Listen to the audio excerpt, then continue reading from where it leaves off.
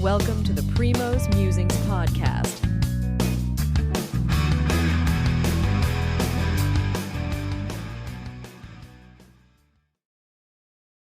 Good evening. This is Sri Primo, and with a recap of the India and Australia ICC Champions Trophy, the semi-final. This was such a high-stakes clash between India and Australia at the Dubai International Stadium. India had lost the one-day World Cup against Australia in 2023, so this was a great chance for India to return back the favor to the Aussies.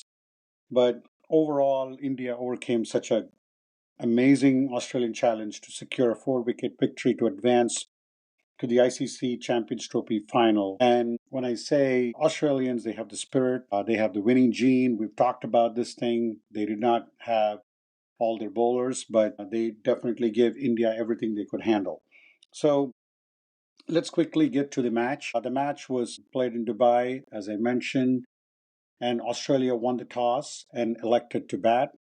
And the plan for Australia was pretty clear. This was something that I was talking to a few folks out there who did mention that Australia has a chance to win this match, considering that they do not have the full slate of their bowling attack, would be to go after the Indian bowling attack right away, try to get to a decent total and put the pressure on the Indians. And that was the plan all along for Australia. When they started with that, they lost their opener, Cooper Conley, to a duck of Mohammad Shami. It was a very small nick, and the original decision was not out, but eventually the wicket went to Shami. And then you had Travis Head really put on a show, and every time Travis Head plays against India, he definitely goes on to play a very good inning. And he started to pace the attack, brilliant fours and sixers. And as Travis Head was going strong, and it seemed like with this partnership with Smith, he was going to take the attack to the Indian camp. And quickly, in a matter of 6 overs, Travis Head and Smith put on a 50-run partnership. And Travis Head was definitely going for it. And then, as I mentioned, the plan for Australia was to go after the Indian spin attack, and that's exactly what he tried to do against Varun Chakravarti in his very first over. And Travis Head holed out to Shubman Gill, who took an excellent running catch to dismiss the dangerous Head, who has been a thorn on the Indian side. The captain Smith was joined by Labuschagne, and Labuschagne is mostly, I would call him a test player, but he played a perfect foil to Smith, and both of them indeed rotated the strike and then kept the score moving. And while the score itself was not moving at a great clip, I think they were still averaging 5 runs on an over, and they made sure that by rotating strikes, they kept the Indian bowlers unsettled for the most part and continued to build out their scores. And at that juncture, at 110, you had Labuschagne, who was brilliantly bowled LBW by Ravindra Jadeja, and that put the Indians back on the driver's seat. But then Inglis and Smith carried on for about 34 runs, and Inglis fell to Jadeja again. So Jadeja gets the last 2 wickets, the third and fourth wicket, where he was caught by Virat Kohli when he was trying to go for a drive, but instead the ball ended up in Kohli's hands at mid-on. Then you got the good partnership between Smith and Carey. Carey's again another player who's been brilliant. He's one of those guys who gives everything like Head, and he definitely was a perfect foil for Smith. Carey was the one really going after the Indian bowling attack, and you could see how he approached his game.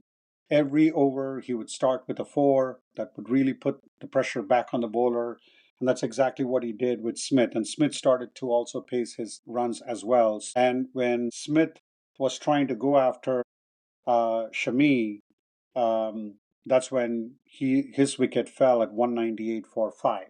And at 198 for 4 at the 36th over, with both Smith and Carey going great, I was actually thinking in the next 14 overs, they could easily score 100 runs and put the pressure back on the Indians. So that wicket that Shami took off Smith, Smith fell for a beautiful, unbelievable 73, had four fours and 1 6. So mostly very, very calm and collected, as he always is. And the only reason Rohit Sharma did bring Shami was that all the spinners were not effective to Smith and Carey. So with Smith gone at 198, you had Maxwell, the dangerous Glenn Maxwell came to the crease. But then as soon as Maxwell came to the crease, Rohit Sharma went from pace bowling to a spinner in Akshar Patel. And Akshar Patel rewarded his captain with a brilliant ball to dismiss Maxwell at 205 for 6. That really put the pressure back on Australia, having lost 2 wickets in a matter of 7 runs. Of course, Maxwell did have a 6 in that 7 runs he scored. And then you have Dwarshuis, who joined Carey, and he was actually pretty good. I mean, opening fast bowler for them. He had a big 6 also, but then when he fell at 239 for 7, they were actually going well, both Carey and Dwarshuis.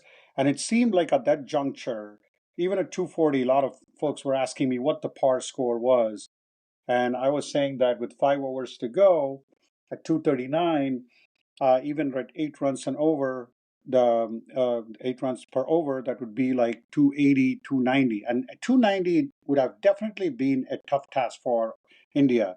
So that wicket that Varun Chakravarti came back and had him caught by Shreyas Iyer put the pressure back on that. But then the next one would be the most critical of all the wickets that India would take, especially in the closing overs. Alex Carey was trying to go for the second run, and it was the brilliant Shreyas Iyer from the deep. A direct hit from the deep all the way, took Carey out at 248. And then the rest of the Australian tailenders, Zampa, Ellis, and Sangha, managed to just score 15 runs after the 8th wicket fell. And Australia was bundled out for 260-49 over with 3 balls to spare. So India definitely had their task cut out for them. Chasing 265, 290, as I mentioned before, would have been a tougher score for India. Chase 280 was where I was thinking India's best chances were. When India came into bat, you had Rohit Sharma and Gill, and Rohit Sharma definitely started going right after the bowlers. India was not really scoring a lot of runs in the opening 6 overs, and unfortunately, they did lose Gill, who's had a very good series so far, but then the last two matches that he played, he was dismissed much earlier. This was a little unlucky. He was trying to guide the ball through the slips, and Ben Dwarshuis got him at 30 for 1. And Rohit Sharma was lucky in the early going. He had 2 catches dropped. One was a straightforward catch that Conley dropped, and that would have definitely put the Indians in a tougher situation. But India was still in a tougher situation at 43 for 2 when Rohit Sharma went out. Rohit was previously joined by Virat Kohli, but now it was the Kohli and Iyer show. And both of them have been in excellent form. They built up their innings quite well. When Rohit Sharma was out, almost at the end of the 8th over, it was left to Iyer and Kohli. They rotated the strike, went for some big hits, but then the spinners for Australia really did a phenomenal job because if you look at it in 18 overs, the partnership close to 90, 89 runs that they had, it was not something great, but that definitely put the foundation for India to mount the chase when Iyer got out at 134 for 3. He was trying to cut Zampa. Zampa was bowling excellent today, but then he was costly in the end. But I think at that time he was the most dangerous bowler for Australia, and I really thought Zampa would be a match winner for Australia at that moment. With Iyer departing at 134, this was again something that Rohit Sharma did. You had the left-right combination. He sent Akshar Patel ahead of Rahul. And Akshar Patel did reward his captain with a good partnership. He went after the attack, and then he scored 27 of 30 runs, including one brilliant six that he carted over mid wicket. Akshar Patel was bowled by Nathan Ellis. Tough ball. I mean, that was something he went for a big shot, and you knew what the plan was, where Kohli was going to be the anchor, and Akshar Patel comes in and starts going after the bowling attack, and that was exactly when Akshar Patel went out. You had KL Rahul, who also came in with that exact approach, where he was going to be the person going after the bowling attack while Kohli would stay on one end and start getting India closer and closer to victory. And that was a brilliant partnership between KL Rahul and Kohli. They really took it to the Australian bowling attack. In a matter of 8 overs, they scored close to 47 runs. And that really put some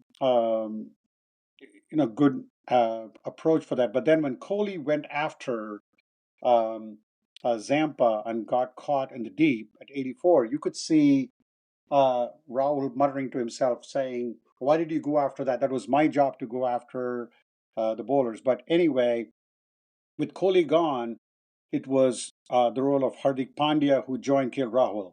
And this time again, the tables turned, where Hardik came in and started going after the bowling attack when Rahul had to go play the anchor role that Kohli was doing. What a partnership that was. That was a very quick fire, 34 runs partnership between Hardik Pandya and KL Rahul, where Pandya accounted for 28 of the partnership, and he went out right after the bowlers. Three massive sixes, including a 100-meter plus six. He took Zampa and the Australian bowling attack to the cleaners. And when Pandya got out, the damage for Australia was already done, and he got out in the almost at the close of the 48th over, and right away in the next over, Rahul, reminiscent of Dhoni's win against Sri Lanka in the 2011 World Cup in Mumbai, carted the ball right over uh, long long on and to win the match for India with 11 balls to spare. India now has done a great job at dismissing Australia in the elimination rounds. Something to think about when you want to play Australia, not in the final, but maybe in the semi-final.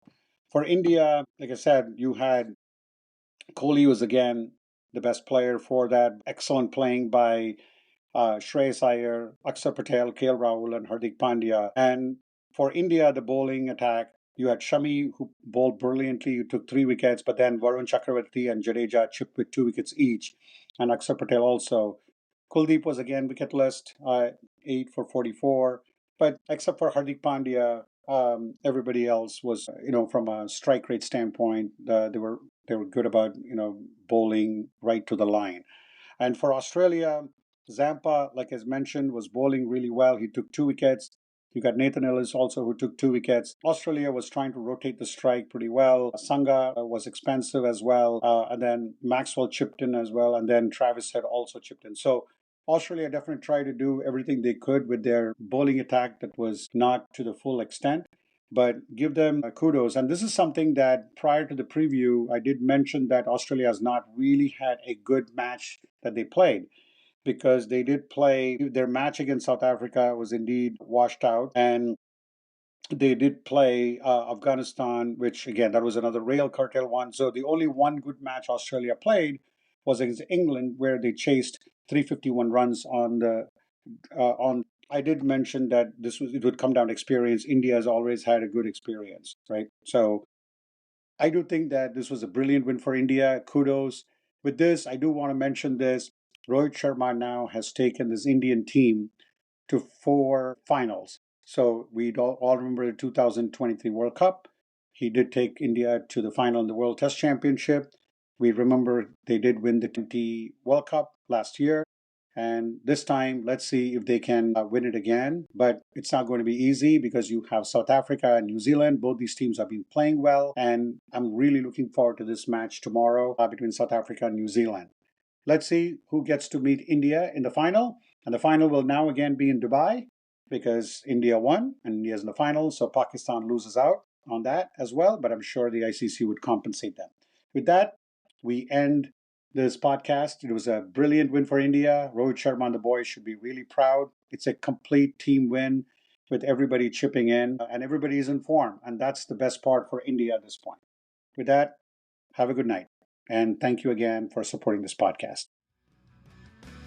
Thank you for listening. Primo will be back soon.